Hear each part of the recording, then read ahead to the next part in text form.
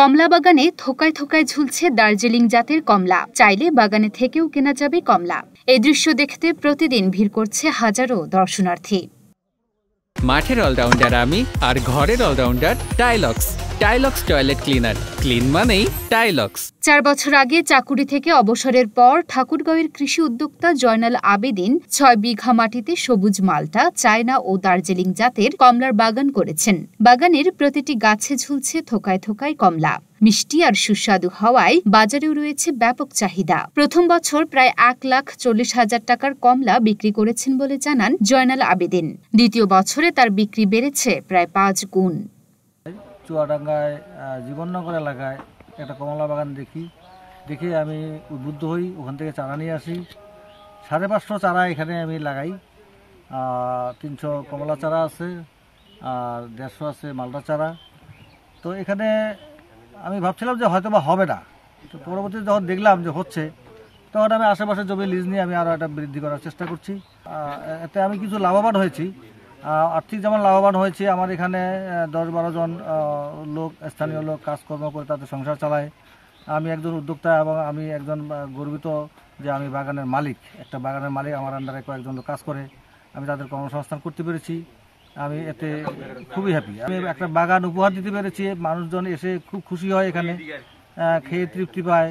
নিজ হাতে ফল পেরে খাওয়ার যে কি একটা আনন্দ, সেটা আমি নিজেও অনুভব করি।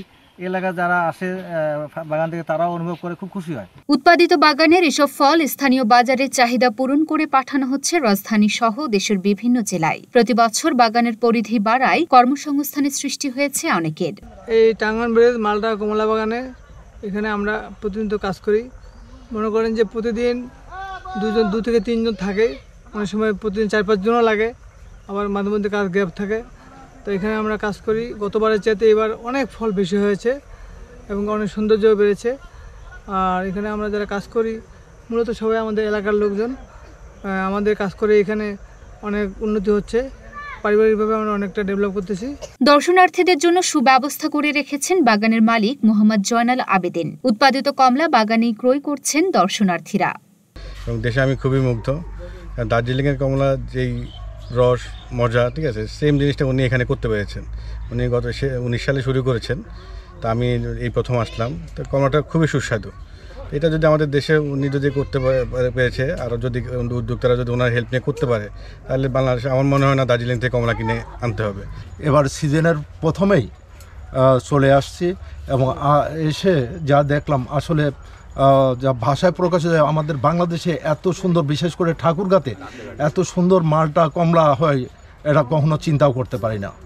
তো এত পথ আসার পথে যে ক্লান্তিটা ছিল, সে ক্লান্তিটা পর্যন্ত বাগানে আসার পথে দূর হয়ে গেছে। অন্যান্য জেলা থেকে ঠাকুরগাঁওয়ের আবহাওয়া এবং মাটি কমলা চাষে অধিক উপযুক্ত বলে জানালেন ঠাকুরগাঁও কৃষি সম্প্রসারণ অধিদপ্তরের উপপরিচালক। তার বাগানে যে ফল এসেছে সেটি খুবই চমৎকার। গত বছরও তিনি এই ফসলগুলি বিক্রি করে প্রচুর টাকা ইনকাম করেছেন এবং সেখান থেকে তার উৎসাহ উদ্দীপনা বৃদ্ধি পেয়েছে। তার বাগানে প্রচুর শ্রমিকের কর্মসংস্থানও তৈরি হয়েছে। কৃষি সম্প্রসারণ অধিদপ্তরের পক্ষ থেকে আমরা তাকে বিভিন্ন কারিগরি বিষয়ে পরামর্শ দিয়ে থাকি এবং আমরা উচ্চতর কোনো প্রশিক্ষণের সুযোগ থাকলেও তাকে আমরা প্রেরণ করি। তো তিনি স্থানীয়ভাবেই আমাদের বিভিন্ন ধরনের উদ্যোক্তা তৈরি করছেন, কারণ তার বাগান যারা দেখতে আসছেন তারা অনুপ্রাণিত হয়ে কিন্তু নতুন নতুন বাগান সৃজন করছেন।